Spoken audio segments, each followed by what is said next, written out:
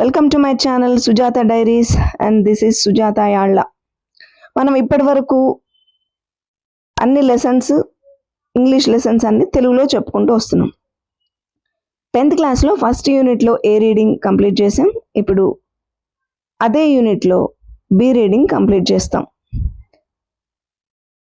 దానికంటే ముందు మీరు ఇంతవరకు మన ఛానల్కి కనుక సబ్స్క్రైబ్ చేయకపోతే వెంటనే సబ్స్క్రైబ్ చేయండి, వీడియోని లైక్ చేయండి, ఇంకా మీ ఫ్రెండ్స్ ఫ్యామిలీ మెంబర్స్కి షేర్ చేయండి.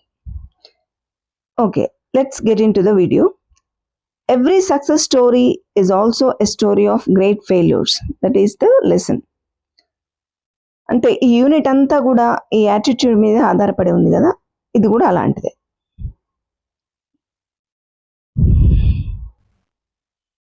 Failure is the highway to success.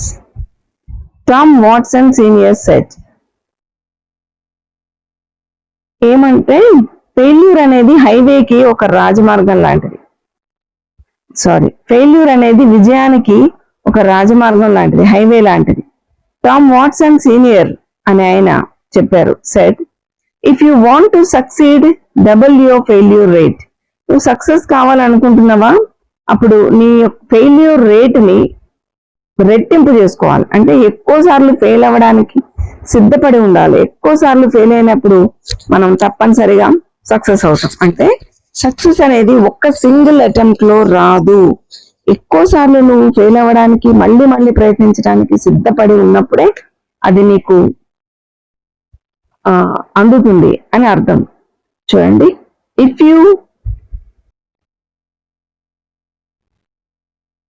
If you study history, you will find that all stories of success are also stories of a great failures. మీరు చరిత్రను కనుక పరిశీలిస్తే ఆ చరిత్రలో ఉన్న సక్సెస్ స్టోరీలన్నీ కూడా అంతకు ముందు ఫెయిల్యూర్ స్టోరీసే. మనకు తెలిసినప్పటికీ ఏమవుతుంది, సక్సెస్ అనేది అబ్బా ఆయన విజయం సాధించాడని అనుకుంటాం, కానీ అంతకు ముందు అతను ఎన్నో సార్లు ఫెయిల్ అయిపోయి ఉంటాడు. కాబట్టి ప్రతి సక్సెస్ స్టోరీ వెనక ఒక ఫెయిల్యూర్ స్టోరీ ఉంది. But people don't see the failures. కానీ మనుషులు ఆ ఫెయిల్యూర్స్ ని చూడరు, ఓన్లీ ఆ సక్సెస్ ని మాత్రమే చూస్తారు. They only see one side of the picture. ఆ పిక్చర్ కి ఒక సైడ్, ఈ విజయం సాధించిన ఈ సంగతే చూస్తారు, కానీ ఆ వెనక అతను పడ్డ కష్టాన్ని ఎవరు చూడరు. He must have been at the right place at the right time. ఏమంటారంటే, they say that person got lucky. వాడు చాలా లక్కీ ఫెలోరా, కరెక్ట్ టైంకి కరెక్ట్ ప్లేస్ కి వెళ్ళాడు కాబట్టి ఆ సక్సెస్ అనేది అట్లా వచ్చేసింది, అంటే ఊరికే వచ్చేసింది అన్నట్టుగా మాట్లాడతారు అనమాట మనుషులు. Let me share some one's life history with you. నన్ను మీకు ఒకరి లైఫ్ స్టోరీని మీకు చెప్పనివ్వండి. This was a man who failed in business at age of 21. ఒకరి స్టోరీ చెప్తున్నారు అనమాట. ఎవరి గురించి అంటే ఒక man. This man was who failed in business. అతను ఫెయిల్ అయిపోయాడు, బిజినెస్ లో ఫెయిల్ అయిపోయిన అతను ఇప్పుడు at the age of 21 years లో ఉన్నప్పుడు బిజినెస్ లో ఫెయిల్ అయ్యాడు. Was defeated in a legislative race at age 22. Failed again in business at age 24. మళ్ళా బిజినెస్ లో చాలా లాస్ అన్నట్టు. ఫెయిల్ అవ్వడం అంటే, బిజినెస్ లో ఫెయిల్ అవ్వడం అంటే ఆర్థికంగా చాలా నష్టపోయాడని అర్థం. Overcame the death of his sweet heart at age 26. Overcame అంటే పైనుంచి పిడుగుపడ్డట్టుగా అది జరిగిపోయింది అని అర్థం. అతని భార్య చనిపోయింది అతనికి 26 ఇయర్స్ ఉన్నప్పుడు. Had a nervous break down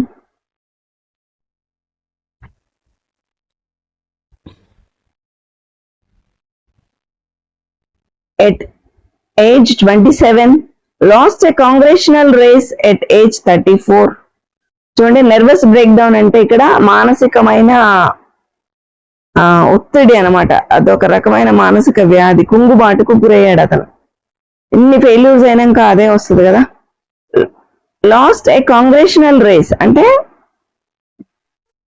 ఈ అమెరికన్ కాంగ్రెస్, అమెరికన్ సెనేట్ అని 2 సభలు ఉంటాయి అమెరికాలో. ఈ కాంగ్రెస్ కి పోటీ చేసినప్పుడు అక్కడ ఓడిపోయాడు అనమాట. కాంగ్రెస్ అంటే పార్టీ కాదు, అది సభల పేర్లు. మన దాంట్లో లోక్సభ రాజ్యసభ ఉన్నట్టు అక్కడ అమెరికన్ కాంగ్రెస్ అని అమెరికన్ సెనేట్ అని 2 సభలు ఉంటాయి. ఈ కాంగ్రెస్ కి పోటీ చేసినప్పుడు ఓడిపోయాడు.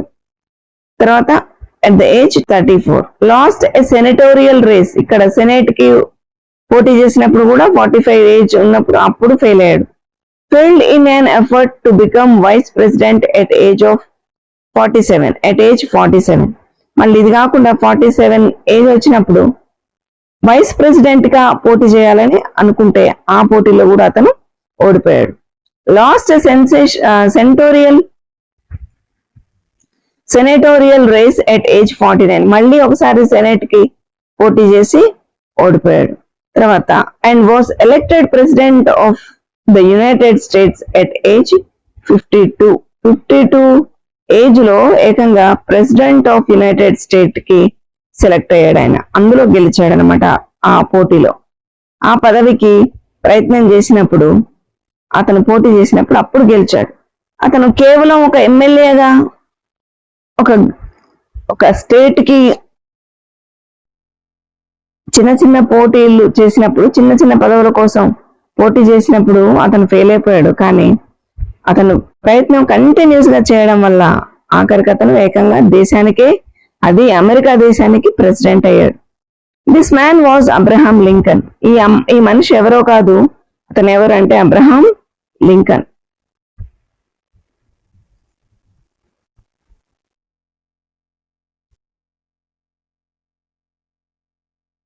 Would you call him a failure? మరి మీరు అతన్ని ఫెయిల్యూర్ అని పిలుస్తారా?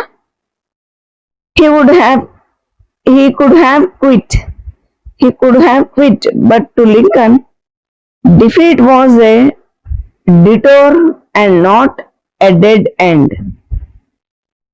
అతను క్విట్ చేసి వదిలేసి ఉండొచ్చు. ఈ ప్రయత్నాలు ఏంటిది, ఇవన్నీ ఊరికి ఎన్నిసార్లు ఫెయిల్ అవుతాం, ఇక వదిలేద్దాం అని అనుకొని ఉండొచ్చు. బట్ టు లింకన్, అతను వదిలిపెట్టి ఉండొచ్చు, కానీ లింకన్ అట్లా అనుకోలేదు. Defeat was a detour and not a dead end. ఈ ఓటమి అనేది ఒక డిటోర్, ఒక పాఠం లాంటిది, లేదా ఒక గ్యాప్ మాత్రమే, ఒక విరామం మాత్రమే. అది కంప్లీట్ గా ఎండ్ కాదు, అక్కడికి అంతమైపోవట్లేదు. ఒక కామా లాంటిది, ఒక చిన్న అడ్డంకి వంటిది, అంతే. ఒక చిన్న విరామం తీసుకోవడం, అంతేగాని అది కంప్లీట్ ఎండ్ కాదనమాట అతని ఉద్దేశంలో. In 1913, Lee De Forest, the inventor of the triodes tube, was charged by the district attorney for using fraudulent means to mislead the public into buying stocks of his company by claiming that he could transmit the human voice across the Atlantic. ఏమని చెప్పారంటే, ఇది ఇంకొక story. ఇక్కడికి Abraham Lincoln అయిపోయింది కదా. ఈ paragraph లో 1913లో లీ D forest అనే అతన్ని అక్కడ ఆ డిస్ట్రిక్ట్ అటార్నీ ఏం చేశాడంటే చార్జ్ చేశాడు, అంటే అరెస్ట్ చేశాడు. అతని మీద కంప్లైంట్ ఇచ్చాడు అనమాట పోలీస్ స్టేషన్ లో. అంటే అతను అరెస్ట్ చేయబడ్డాడు. ఎందుకు అంటే ఏంటిది, అతని మీద ఎలిగేషన్ ఏం పెట్టారు అంటే, అతను ప్రజలందరినీ మిస్లీడ్ చేస్తున్నాడు, పబ్లిక్ ని.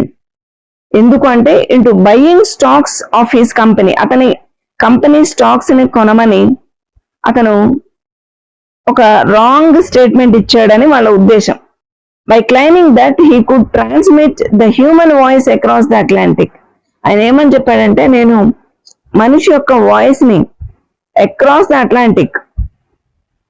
అట్లాంటిక్ ఓషన్ అవతల నుంచి ఇవతలకు, లేదా మొత్తం హ్యూమన్ వాయిస్ ని స్ప్రెడ్ చేయగలను, అంటే అక్కడ మాట్లాడితే ఇక్కడ వినిపిస్తుంది అని చెప్పాడు అనమాట. అతను చెప్తే he was publicly humiliated. Open గా అందరూ అతన్ని చాలా కించపరిచారు అన్నట్టు, అవమానపరిచారు. హ్యూమిలియేటెడ్ అంటే, can you imagine where we would be without his invention? మరి అసలు అతను ఇన్వెన్షన్ చేయకపోతే మనం ఎక్కడ ఉన్నామో ఊహించను కూడా ఊహించలేము. ఏంటి అతను కనుక్కున్నది అంటే, ఏం కనుక్కున్నాడు అతను? ట్రయోడ్ ట్యూబ్ అంటే రేడియోకి మనం అక్కడెక్కడో వాయిస్, ఆకాశవాణి అంటాం కదా, మనం మాట్లాడే వ్యక్తి ఎక్కడో ఉంటాడు, మనం ఇక్కడ రేడియోలో వింటాం. ఓకే, అదే వాయిస్ ని ఒక చోటు నుంచి ఒక చోటుకి ట్రాన్స్మిట్ చేయగలగడం అన్నమాట ఆ radio invention.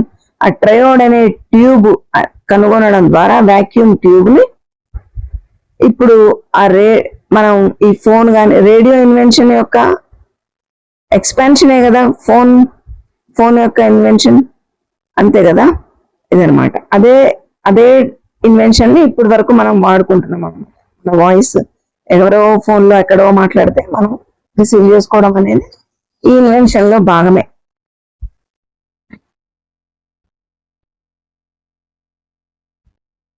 A New York Times editorial on December 10, 1903 questioned the wisdom of the Wright brothers who were trying to invent a machine heavier than air that would fly. New York times editorial అంటే New York times అనేది ఒక పత్రిక. దాంట్లో editorial కాలంలో December 10, 1903లో ఒక editorial వచ్చిందట. అంటే ఆ పేజ్ లో సంపాదకుడు ఎడిటర్ రాసే ఒక కాలం అనమాట. అందులో క్వశ్చన్ చేశారు, ఏమని? Questioned the wisdom of the right brothers. ఈ రైట్ బ్రదర్స్ ఎవరైతే విమానాన్ని కనుగొన్నారో వాళ్ళ యొక్క జ్ఞానాన్ని క్వశ్చన్ చేశారంట వాళ్ళు, అంటే ఎగతాళి చేశారు. ఏమని? ఎవరైనా ఒక మెషిన్ హెవియర్ దాన్ ఎయిర్ కంటే బరువైన ఒక మెషిన్ ని గాల్లో ఎలా ఎగిరించగలరు? అట్లా చేయడం వీలైతుందా అని క్వశ్చన్ చేస్తూ ఆ కాలం అంతా కూడా వాళ్ళని ఎగతాళి చేసి ఒక పత్రికలో ప్రింట్ చేసి వేశారనమాట.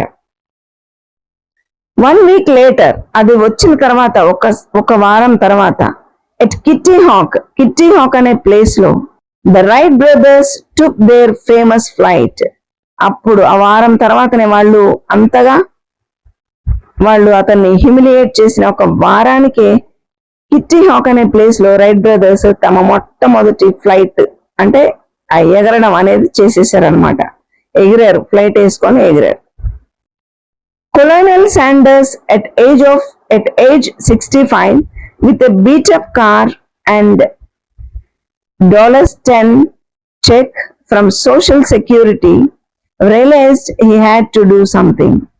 ఏమనుకున్నాడంటే at the age of 65 colonel Sanders అనే ఆయనకు 65 ఏజ్ ఉన్నప్పుడు అతని దగ్గర ఒక బీటప్ కార్ అంటే బాగా పాడైపోయిన పాత కార్ ఒకటి, తర్వాత ఒక $100 చెక్ ఒకటి ఉంది. సోషల్ సెక్యూరిటీ అంటే అతని పెన్షన్ లాంటిది అనమాట. ఆ డబ్బులు ఈ కార్ మాత్రమే ఉంది. అప్పుడు అతను రెండు పట్టుకొని ఏమనుకున్నాడంటే realized he had to do something అనుకున్నాడు. ఖచ్చితంగా వీటితోటి ఏదో సాధించాలి, ఖచ్చితంగా ఏదో ఒకటి సాధించాలి, నేను ఎదగాలని అనుకున్నాడు. అట్ ద ఏజ్ ఆఫ్ 65 యాక్చువల్గా మనకి పెన్షన్ వచ్చిందంటే ఇంకా ఏమి చేయడానికి లేదని అర్థం. మనం ఎక్కువ మంది మనం డిసైడ్ అవుతాం అనమాట. కానీ అతను 65 ఏళ్ల సమయంలో అప్పుడు మొదలు పెట్టాడు అతని లైఫ్ ను. He remembered his mothers recipe and went out selling. అతను గుర్తు చేసుకున్నాడు, అతని చిన్నప్పుడు వాళ్ళ అమ్మ చేసిన ఒక రెసిపీ జ్ఞాపకం వచ్చింది, దాన్ని తయారు చేసి అమ్మడానికి బయలుదేరాడు. అంటే అదొక బిజినెస్ లాగా చేయాలని అనుకున్నాడు. How many doors did he had to knock on before he got his first order. మీకు తెలుసా ఎన్ని డోర్స్ నాక్ చేసిన తర్వాత అతనికి ఫస్ట్ ఆర్డర్ వచ్చిందో? అంటే ఫస్ట్ ఆర్డర్ రావడానికి ముందు అతను ఎన్నో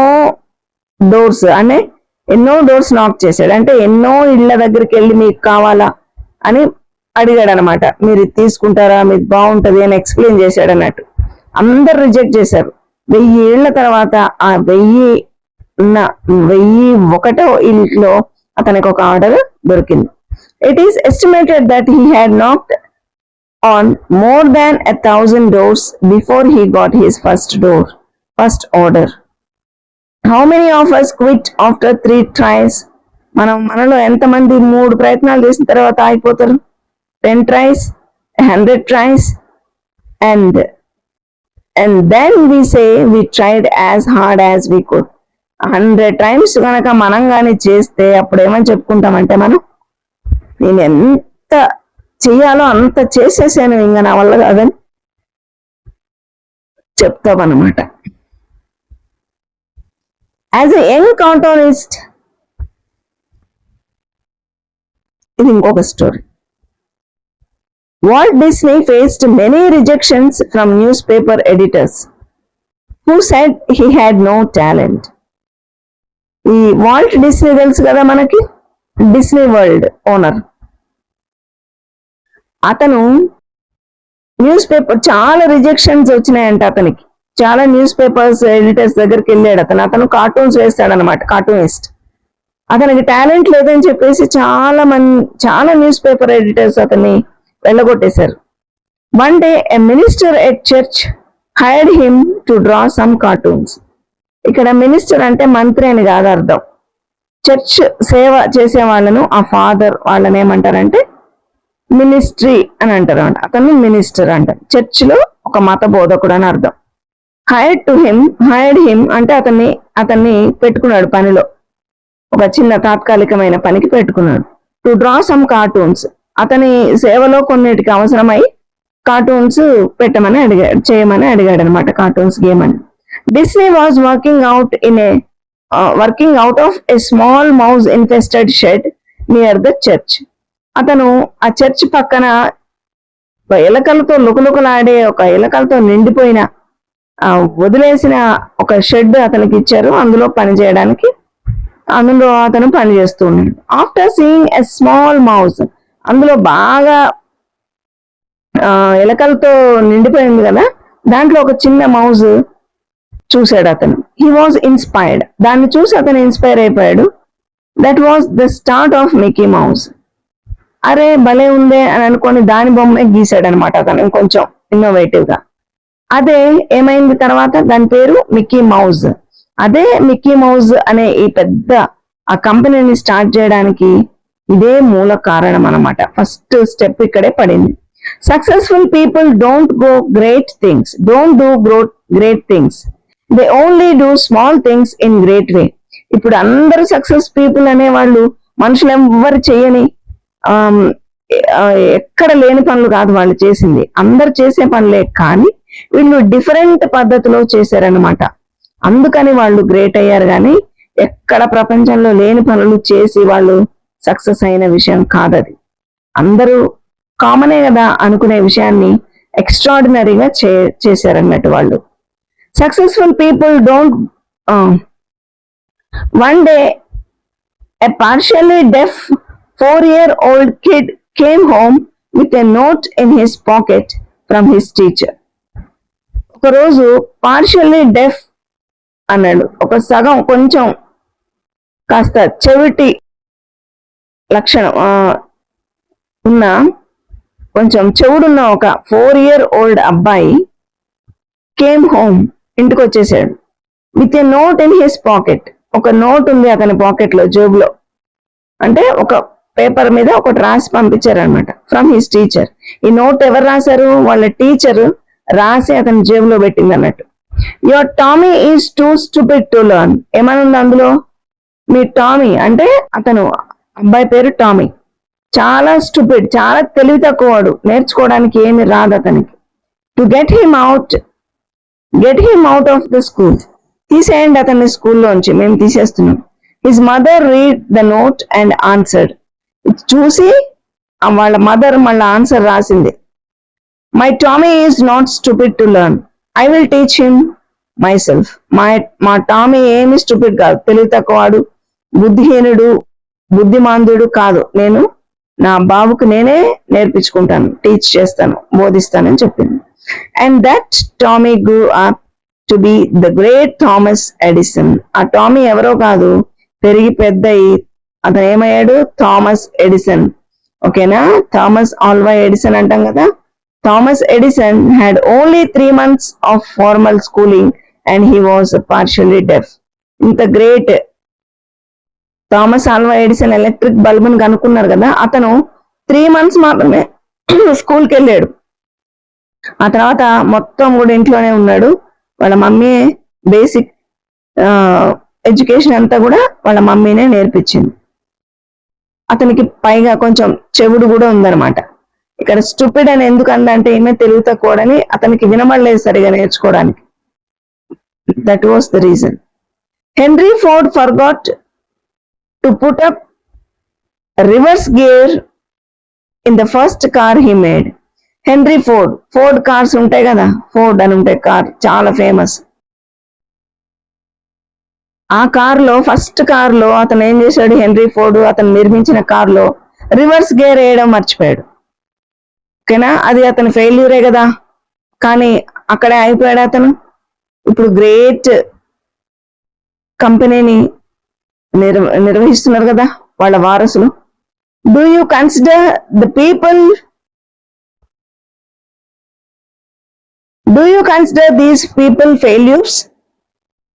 ఈ పీపుల్ ఫెయిల్యూర్స్ ని నువ్వు కన్సిడర్ చేస్తావా? నువ్వు మనం అస్సలే కన్సిడర్ చేయం. వాళ్ళ ఫెయిల్యూర్స్ అసలు మనం లక్ష్యమే చేయం, వాళ్ళ విజయమే మనం చూస్తాం. They succeeded in spite of problems, not in the absence of them. వాళ్ళు ప్రాబ్లమ్స్ లేక సక్సెస్ అవ్వలేదు, ప్రాబ్లమ్స్ లోనే అధిగమించి సక్సెస్ అయ్యారు. అంతేగాని వాళ్ళకి అసలు ఏ కష్టం రాలేదు, అమాంతంగా ఒక్కసారి సక్సెస్ అయిపోయారు అని కాదు అర్థం. But to the outside world, కానీ ప్రపంచం ఏమనుకుంటుందంటే, it appears as though they just got lucky. వాళ్ళకి లక్కీగా అదృష్టం కలిసి వచ్చి అట్లా గొప్పవాళ్ళు అయ్యారని అనుకుంటారు ప్రజలు. All success stories are stories of great failures. అంతే, ప్రతి అన్ని స్టోరీస్, గ్రేట్ స్టోరీస్ అన్ని కూడా ఫెయిల్యూర్ స్టోరీస్ ఏనట.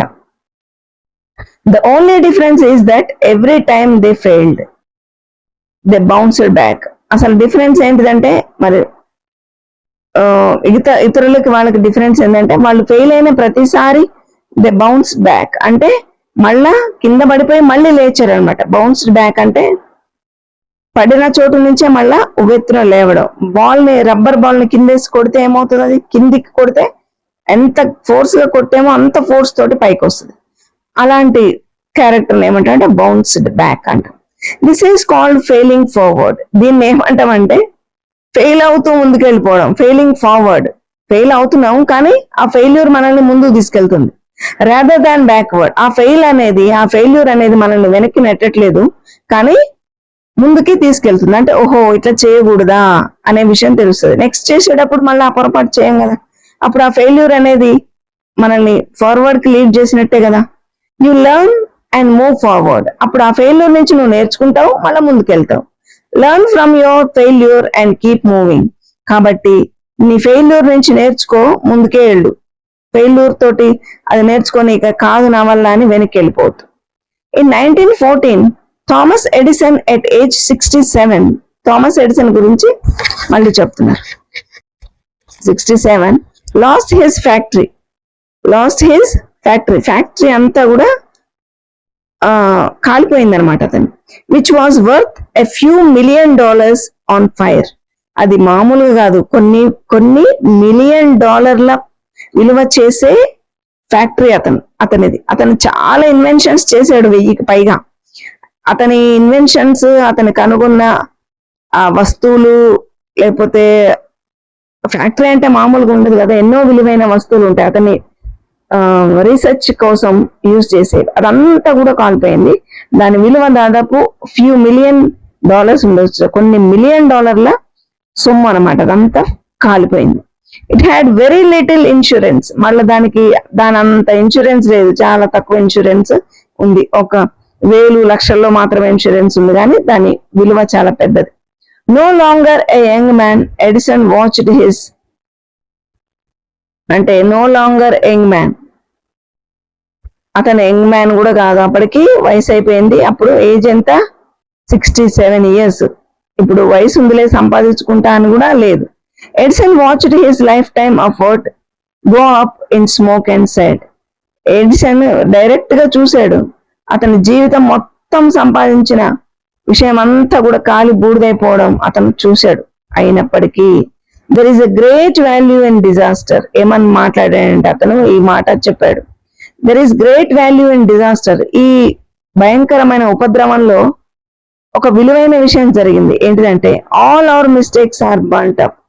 మనం చేసిన తప్పులన్నీ కాలిపోయాయి. ఇప్పుడు ఏమి లేదు, మనం చేసిన తప్పులన్నీ కాలిపోయాయి. Thank God we can start a new.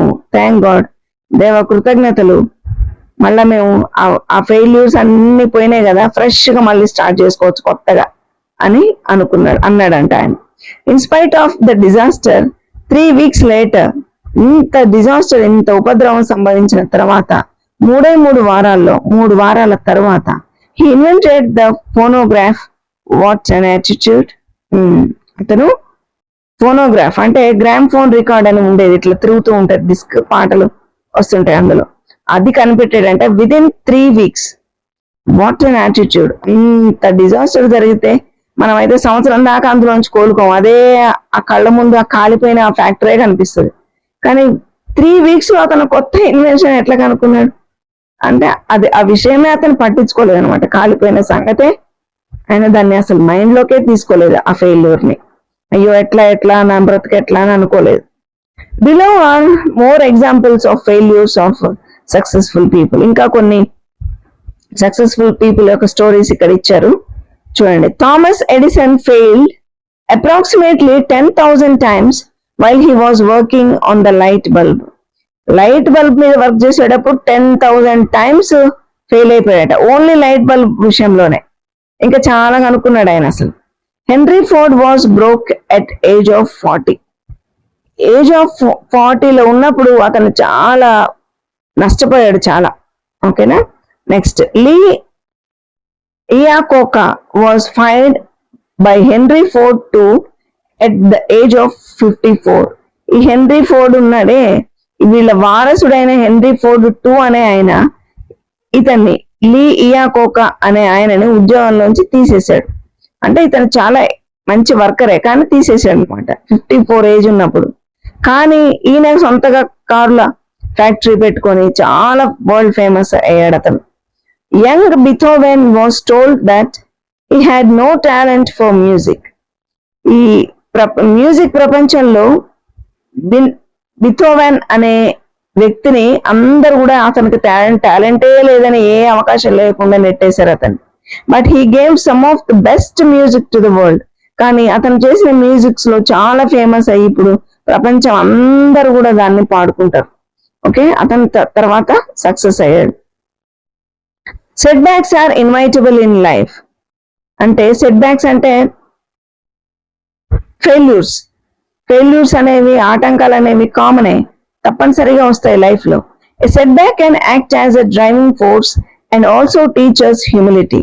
ఒక ఆటంకం అనేది, ఒక అపజయం అనేది, అది ఒక డ్రైవింగ్ ఫోర్స్ లాగా మనల్ని ముందుకు తీసుకెళ్లే ఒక శక్తి లాగా పనిచేస్తుంది.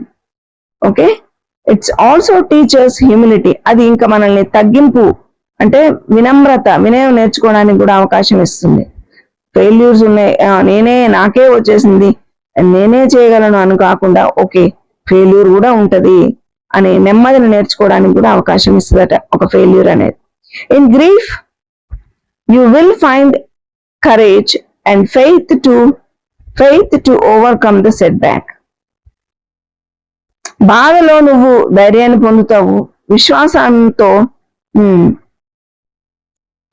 ఆ సెట్ బ్యాక్ ని ఓవర్కమ్ చేయగలుగుతావు. We need to learn to become victors గా అవ్వడానికి, అంటే విజయం సాధించేవాడిని ఏమంటారు, విక్టర్ అంటారు. ఆ విజయం సాధించే, ఆ గెలుపొందే విక్టర్ అవ్వడానికి మనం నేర్చుకోవాలి. కానీ విక్టర్స్ గా అవ్వడానికి అంటే జయవీరులుగా అవ్వడానికి మనం నేర్చుకోవాలి, కానీ బాధితులుగా ఉండడానికి మనం నేర్చుకోకూడదు. Fear and doubt short circuit the mind. Fear and doubt, భయము అనుమానం, ఈ రెండు మన షార్ట్ సర్క్యూట్ చేసినట్టు చేసేట మైండ్ ని. కాలిపోతుంది. షార్ట్ సర్క్యూట్ అయితే ఏమవుతుంది, ఇంట్లో ఫైర్ అయ్యి అన్ని కాలిపోతాయి. అట్లనే మన మైండ్ ని పని చేయకుండా, ఎందుకు పనికి రాకుండా చేస్తాయి ఇవి రెండు, ఫియర్ అండ్ డౌట్, భయము అనుమానం అనేవి మనల్ని ముందుకు ఎదగనేవు. Ask yourself after every setback. అడగండి మీరు ప్రతి సెట్ బ్యాక్, ప్రతి అపజయం తర్వాత మిమ్మల్ని మీరు పరిశీలించుకోండి. What did I learn from this experience. నేనేం నేర్చుకున్నాను ఈ అపజయం నుంచి అని ప్రశ్నించుకోవాలి ఎవరికి వాళ్ళు. Only then you will be able to turn a stumbling block into a stepping stone. అప్పుడే మనం ప్రతి స్టంబ్లింగ్ బ్లాక్, ప్రతి ఆటంకం, ప్రతి అడ్డంకిని ఒక మెట్టుగా చేసుకొని దాన్ని ఎక్కి పైకి వెళ్ళగలుగుతాం. స్టెప్పింగ్ స్టోన్ అంటే ఒక మెట్టుగా, పై మెట్టుగా అనుకుంటాం అన్నమాట. దాన్ని మలుచుకోగలగాలి. Okay, next, the motivation to succeed comes from the burning desire to achieve a purpose. అంటే మోటివేషన్ ఎక్కడి నుంచి వస్తుంది అంటే గొప్ప డిజైర్ నుంచి వస్తుంది. బర్నింగ్ డిజైర్, బలమైన కోరిక నుంచి మనకు మోటివేషన్ అందుతుంది. ఓకే, టు అచీవ్ పర్పస్, మనం ఏవైతే పర్పస్ సాధించాలని అనుకున్నామో, మన లక్ష్యం ఏంటిదో దాన్ని సాధించడానికి ఒక బలమైన కోరిక ఉండాలి. బర్నింగ్ డిజైర్ అన్నారు దాన్ని. Napoleon Hill wrote, whatever the mind of man can conceive and believe, the mind can achieve. Napoleon hill అనే ఆయన రాశాడంట అతని బుక్ లో ఒక చోట, what ever the mind of man can conceive, ఏదైతే మానవ యొక్క మెదడు అని ఆలోచిస్తుందో, ఎట్లా అని అతను భావిస్తాడో, చెయ్యగలనో చేయలేనను, ఏది మన ఆలోచనను మనం డెవలప్ చేస్తామో అదే జరుగుతుందట, అదే అతను సాధించగలడు. ఏదైతే నమ్ముతాడో అదే సాధిస్తాడు. నేను చేయగలను అనుకుంటే చేస్తాడు, చేయలేను అనుకుంటే చేయలేడు. A young man asked Socrates the secret to success. Socrates అనే అతను గ్రీస్ దేశంలో ఒక ఆధ్యాత్మికవేత్త ప్లస్ తత్వవేత్త, స్కాలర్ అన్నమాట, విద్యావేత్త. ఓకేనా, గ్రేట్ స్కాలర్, గొప్ప మేధావి అన్నమాట. రాజులకు, వాళ్ళకు, మంత్రులకు సలహాలు ఇచ్చేంత గొప్ప మేధావి. అతన్ని ఒకతను అడిగాడు, ఒక యంగ్ బాయ్ అడిగాడు, ఏంటిది సక్సెస్ కి సీక్రెట్ ఏంటో చెప్పండి గురువు గారు అని. Socrates told the young man to meet him near the river the next morning. చెప్తాను బాబు, నువ్వు నెక్స్ట్ మార్నింగ్ రివర్ దగ్గరకు వచ్చేసే, నేను అక్కడికి వస్తాను, అక్కడ మనం కలుసుకుందాం, అప్పుడు చెప్తాను అన్నాడు. దే మెట్, వాళ్ళు కలుసుకున్నారు రివర్ దగ్గర. Socrates asked the young man to walk with him towards the river. రా, ఒకసారి మనం నడుచుకుంటూ కొంచెం నది లోపలికి వెళ్దాం రామని అడిగాడు. వాళ్ళిద్దరు కలిసి నది లోపలికి కొంచెం కొన్ని అడుగులు వేసుకుంటూ కొద్దిగా దూరం వెళ్ళారు. When the water got up to their neck, ఆ మెడ వరకు నీళ్లు వచ్చేసిన లోతు వరకు నీళ్లు వచ్చినప్పుడు, Socrates took the young man by surprise and ducked him in to the water.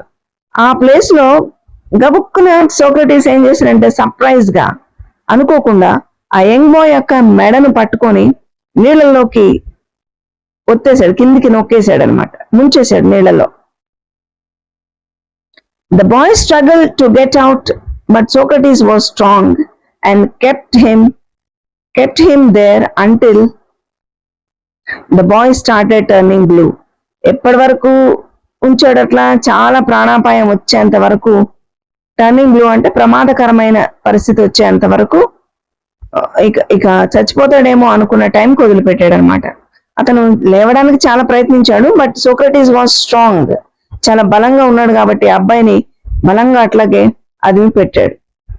Socrates pulled his head out of the water, and the first thing the young man did was to gasp and take a deep breath of air. అతను వదిలిపెట్టగానే, బయటికి ఇట్లా లాగగానే, first అబ్బాయి చేసిన పని ఏంటిదంటే బాగా deep గా ఆ గాలిని పీల్చుకున్నాడు అన్నట్టు, బలంగా గాలి పీల్చుకున్నాడు. అప్పటిదాకా అతనికి గాలి లేదు కదా నీళ్లలో. Socrates asked, what did you want the most when you were there? నువ్వు వాటర్ లో మునిగి ఉండిపోయినప్పుడు నీకు బలంగా ఏది అవసరం అనిపించింది? ఫస్ట్ నీ అవసరం ఏంటి అప్పుడు అని అన్నాడు. The boy replied, air. నాకు అప్పుడు అవసరం అన్నం, కూల్ డ్రింక్, చాక్లెట్ కావాలని అడగం కదా, ప్రాణం పోతుంటే ఇప్పుడు గాలి ఊపిరాడట్లేదు కాబట్టి అతనికి ఊపిరి కావాలి, అతనికి గాలి అవసరం, అదే నా అవసరం అని చెప్పాడు. That is the secret to success. అప్పుడు అతను అన్నాడు, అదే సక్సెస్ కి సీక్రెట్ ఏంటిదంటే, when you want success as badly as you wanted the air. నువ్వు ఎంత బలంగా గాలి కోసం ఆరాటపడ్డావో నీళ్లలో మునిగి ఉన్నప్పుడు, అంత బలంగా సక్సెస్ కోసం నువ్వు ప్రయత్నించినప్పుడు తప్పకుండా అది వస్తుంది. Then you will get it. There is no other secret. అంతే, నీ బలమైన కోరికే నీకు సక్సెస్ కి కారణం అని చెప్పాడు అనమాట. A burning desire is the starting point of all accomplishments. మనం సాధించే అన్ని సాధనలకు, అచీవ్మెంట్స్ కి, ఈ సాఫల్యతకు కారణం ఏంటిదంటే బలమైన కోరికే. Just like a small fire cannot give much heat. ఎట్లా అంటే చిన్న ఫైర్, చిన్న మంట పెడితే పెద్ద హీట్, వేడి వస్తుందా? చిన్న మంటకు చిన్న వేడే, పెద్ద మంటకు పెద్ద వేడే. A weak desire cannot produce great result. చాలా బలహీనమైన కోరిక అనేది గొప్ప గ్రేట్ రిజల్ట్స్ ని తీసుకొని రాలేదు అని చెప్తున్నారు. Okay, this is the lesson. మనకి ఇంకా ఇక్కడ ఒక పోయం ఉంది, అది మరొక వీడియోలో చెప్పుకుందాం. మీకు గనక నా ఎక్స్ప్లెనేషన్ నచ్చినట్లయితే తప్పనిసరిగా వీడియోని లైక్ చేయండి, షేర్ చేయండి, ఛానల్ని సబ్స్క్రైబ్ చేయండి, మీ విలువైన కామెంట్స్ ప్లేస్ చేయండి. ఇంకా ఈ వీడియోలో, ఈ ఛానల్లో స్పోకెన్ ఇంగ్లీష్ 6th నుంచి 10th క్లాస్ వరకు అన్ని లెసన్స్, గ్రామర్ అన్ని కూడా ఉన్నాయి. Please do watch them. Thank you for watching.